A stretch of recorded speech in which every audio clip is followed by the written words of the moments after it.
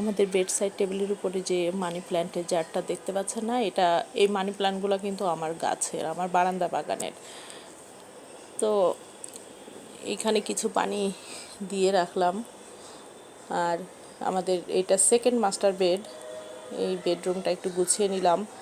সকালে ঘর বাড়ি গুছাতে গিয়ে না এত বেশি সোয়েটিং হচ্ছে, প্রচুর ঘাম হয় আমার, মুখটা বেশি ঘামে, তার উপরে তো চশমা পরি, এই কারণে আরও অস্থির লাগে। চশমাটা মনে হয় যে নাক দিয়ে খুলে চলে আসবে, এরকম একটা ব্যাপার হয়। হ্যালো এভরিওয়ান, জানাতুল জীবন লাইফস্টাইলের আরেকটা নতুন ব্লগে আপনাদেরকে স্বাগতম। চলে আসলাম আরেকটা নতুন ব্লগ ভিডিও নিয়ে। আশা করি সবাই ভালো আছেন, আমিও ভালো আছি আলহামদুলিল্লাহ। আমার এই মানি প্ল্যান্টগুলো না আমার বারান্দা গাছের। তো আমি যখন বড় হয় তখন কেটে বেড সাইড টেবিলে রেখে দিই। এটা আমাদের সেকেন্ড মাস্টার বেডরুম। তো এই মাস্টার বেডরুমটাতে আমার হাজব্যান্ডের পড়াশোনা, মানে ওনার স্টাডি রুম, এটা বলতে গেলে সব কিছুই ওনার থাকে এখানে, ল্যাপটপ নিয়ে কাজ করে, আমারও কম্পিউটারটা এখানে। তো এই রুমটাও গুছিয়ে নিলাম, মানে সকালে উঠেই আমার 3টা বেডরুম আগে গুছাতে হয়। তো যাই হোক, এরপরে আমি গেলাম একটু বাহিরে। গতদিন যে শাড়িটা পরেছিলাম ওটা জামদানি শাড়িটা, তো নিচের দিকে একটু মনে হয় কফি বা চায়ের কোনো দাগ লাগছে, কেমন একটা লাল লাল। ওটা আমি লন্ড্রিতে দিয়ে এসে কিছু ওড়না টোড়না পিক করার দরকার ছিল, ওগুলা দিয়ে তারপরে কিছু বাজার নিয়ে বাসায় আসলাম। আর সয়াবিন তেল, এইখানে তীরের যে ক্যানোলা তেলটা আমরা খাই 5 লিটারের, এটা আগে 900 করে, 920-30 এরকম নিত, এইবার দেখলাম 1060 টাকা। এরপরও বলছে স্টক আউট। কেমন লাগে বলেন তো, এত বেশি তেলের খরচ, তার উপরে তেলের দাম এইরকমভাবে আকাশ ছোঁয়া হলে কি হবে খাবারের তেলে।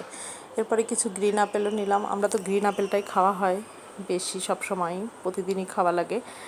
এরপরে নিত্যদিনকার বাজারের মধ্যে আছে শসা কিনে আমরা অফুরন্ত, মানে শসা এত বেশি প্রয়োজন হয়, প্রতিদিনই সালাদ এই জন্য। তো শসা নিয়ে আসলাম এখানে 2 কেজির মতো শসা। আর এখানে করলা নিয়ে আসলাম কিছু, দেশি করলাগুলো ভীষণ মজা লাগে যে ভাজি করলে বা চচ্চড়ি করলে। আর কিছু পটল এখানে আধা কেজি করে নিয়ে আসলাম। এত বেশি দাম তরকারির, সবই বলে কি যে 100 টাকা 80 টাকা, এর নিচে হবে না এরকম। আর প্রচুর তরকারি লাগে, তো কি করব বলেন, প্রতিদিনই মানে তরকারি রান্না করতে হয়। এদিকে এলাচ শেষ হয়ে গিয়েছিল, তো আমি 1 কৌটা করেই নিয়ে আসি, তো এবার শেষ। এরপরে আবার এইটুকু এলাচ 300 টাকা দিয়ে নিয়ে আসলাম। আমাদের আবার এই যে জালি মাজনি, তারের মাজনি, এটা কিন্তু খুব দ্রুত শেষ হয়ে যায়, প্রতি মাসে একটা করে লাগে। আমার হেল্পিং হ্যান্ড 2জন 2 বেলা এসে ধোয়াধুয়ি কাজ করে। কিছু রসুন নিলাম। আর আজকে খুবই সিম্পল খাবার কিন্তু অসাধারণ, মসুরের ডাল ভর্তা, বেগুন ভর্তা, এর সাথে একটু মাংসের ঝোল হলেই আনা, বিশেষ করে গরুর মাংস খেতে যে কি মজা, খেলেই ফিদা হয়ে যাবেন একদম।